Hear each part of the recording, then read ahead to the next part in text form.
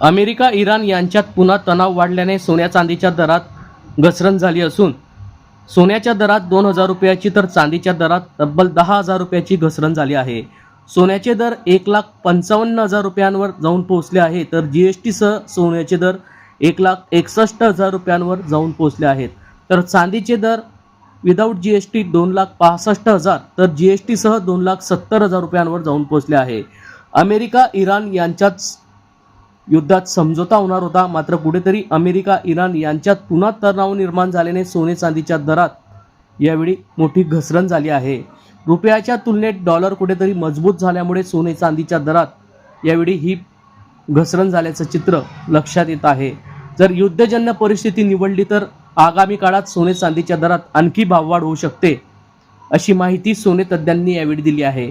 या संदर्भातली माहिती 27 मे रोजी दुपारी 4 वाजता माध्यमांना राजकमल टॉकीज चौक येथे प्राप्त झाली आहे। या संदर्भात सुवर्ण व्यावसायिक सागर बंगाडे नेमकं काय बोलले आहेत ते जाणून घेऊयात। सोने चांदीच्या दरामध्ये घसरण झालेली आहे, या घसरणीची कारण नेमकी काय आहेत?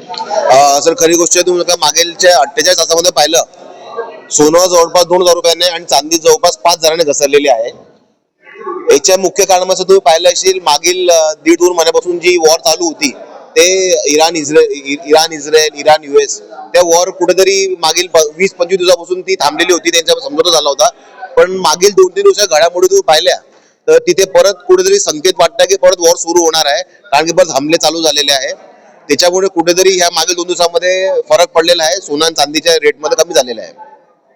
काय किती रुपयाने भाव कमी झालेले काय सर तुम्ही आजचा भाव पाहिला, सोन्याचा भाव याला 1,61,000 आणि चांदी 2,86,000।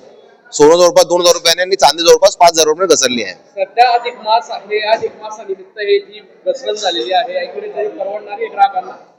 सर आता अधिक मास मध्ये म्हणजे नातेवाईक लोक जवायसाठी लेकीसाठी काही ना काही गिफ्ट घेत राहतात, चांदीची वस्तू म्हणा सोन्याची वस्तू म्हणा, कुठे ना कुठे तर हे झालेलंच आहे। पण गिफ्टिंग चालूच आहे, प्रमाण कमी झालेलं आहे, क्वांटिटी कमी झालेली आहे, पण गिफ्टिंग चालूच आहे।